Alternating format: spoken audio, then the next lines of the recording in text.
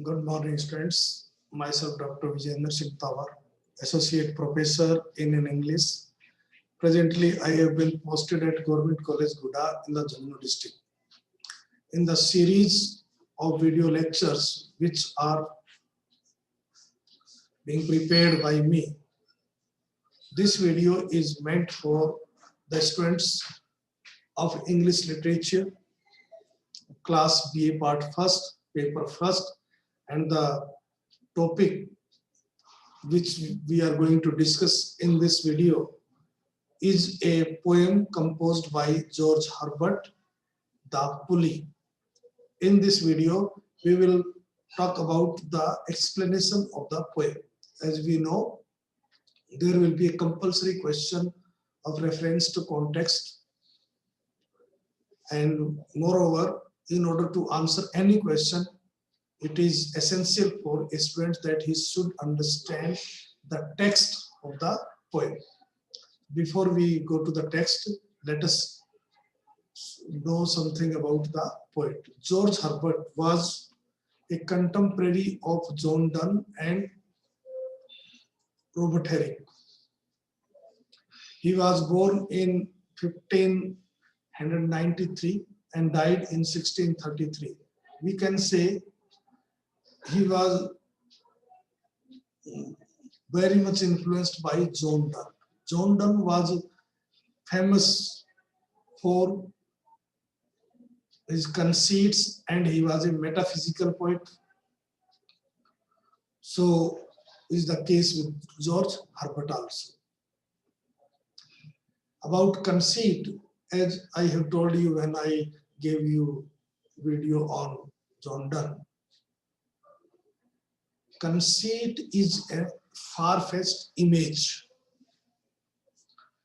For example, if we compare the cheeks of a beloved with a rose, it is an ordinary image and poets generally or usually have done it, so it is called an image.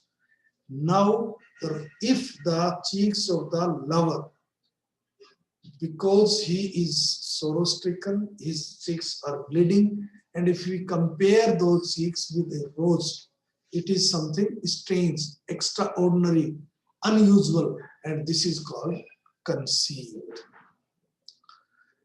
Or we can say, which is something extraordinary, unusual comparison or image is called conceit. Now, let us come to the poet again. The poet was a clergyman. That is, he was a person who was associated with religion, church. So he wrote deeply religious poems.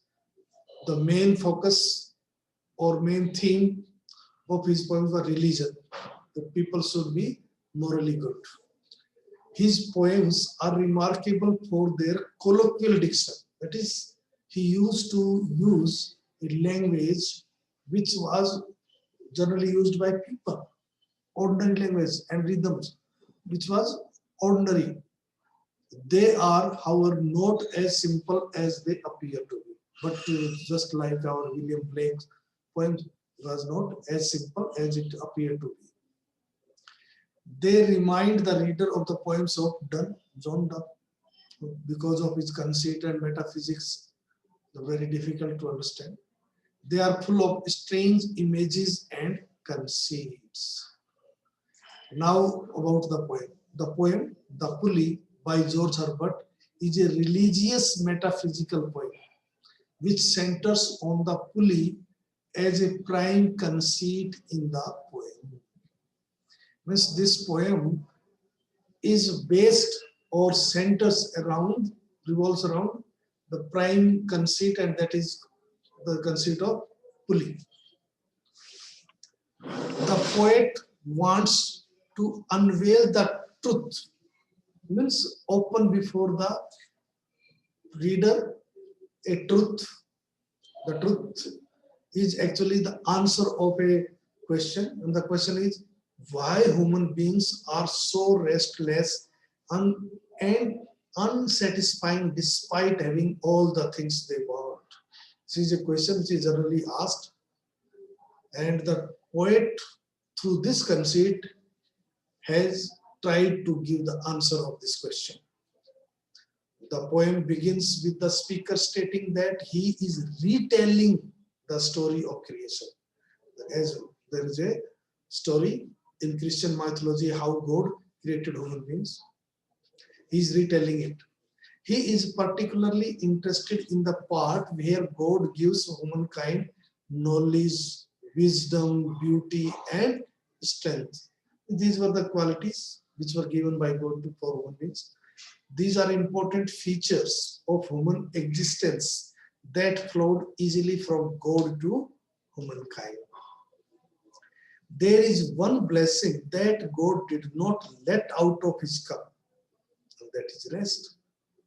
He chose to withhold an innate ability to rest from humankind in order to keep his creation close to him, so that humankind should not go away from God.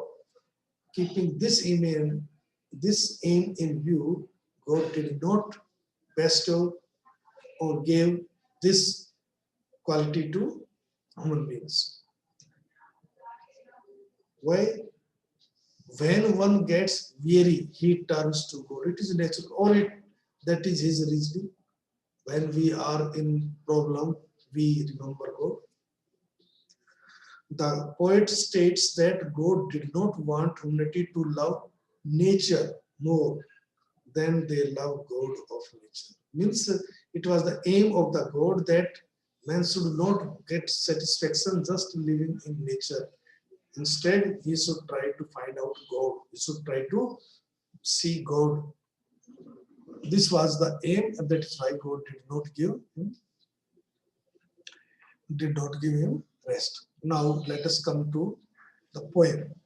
As I told you, there will be a compulsory question of reference to context. So in this poem, what I have tried to do, that I have tried to give you the meanings of difficult words and also some kind of explanation also there.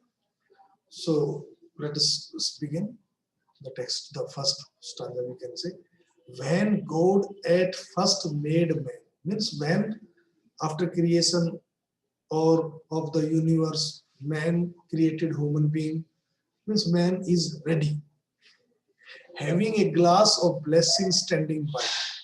God had a cup or a glass in which all the blessing which will make the life of man happy, pleasurable, he is having in that glass, all those blessings. They were standing by, they were ready to be used. Let us, said he, God said, pour, give on him all we can. Let us, that is God decided to give, to provide human beings with all the blessings which can be given.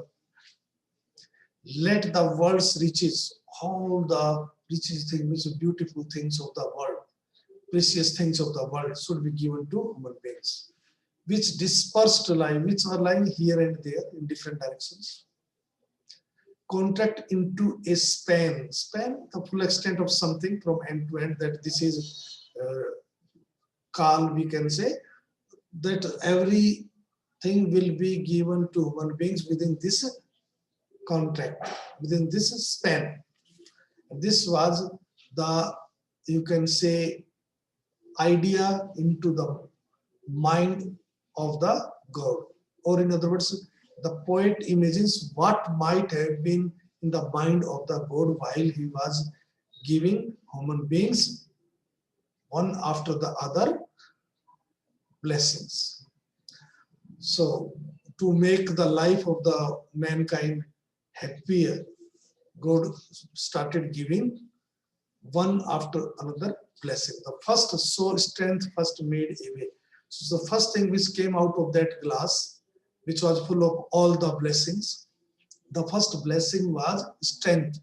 Strength came and human beings got strength. He became strong and he got the strength and he was enough strong to survive. Then beauty flowed, then came out from that glass, beauty, then wisdom, honor, pleasure, all these things came one by M, or we can say God gave all these blessings to mankind one by one. When almost all was gone, means all was out, almost all the blessings were out of that glass, God made a stay.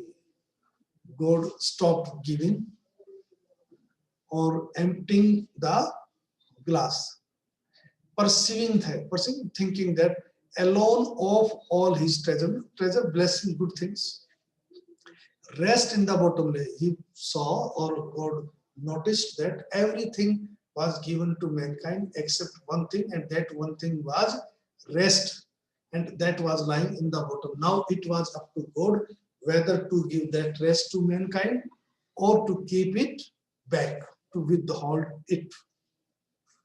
Now this was the, you can say, question in the mind of God.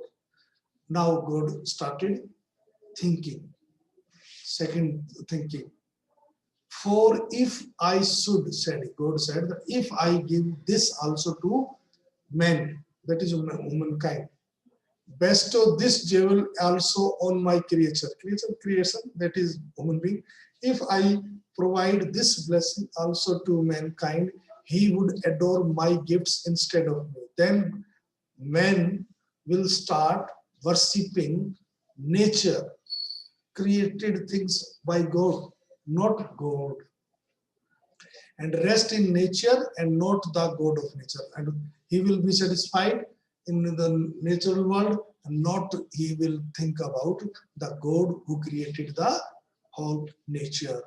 And if this happen, both will be the loser. So losers will means human beings will be loser in the sense that they will be away from God. And the second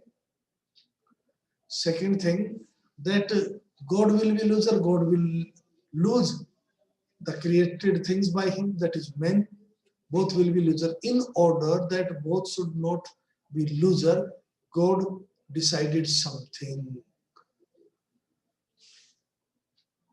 God decided something.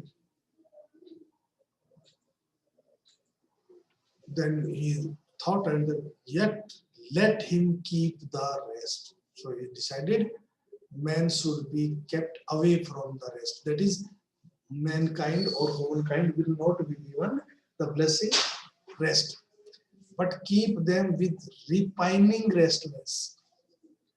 Repining, feel or express discontent.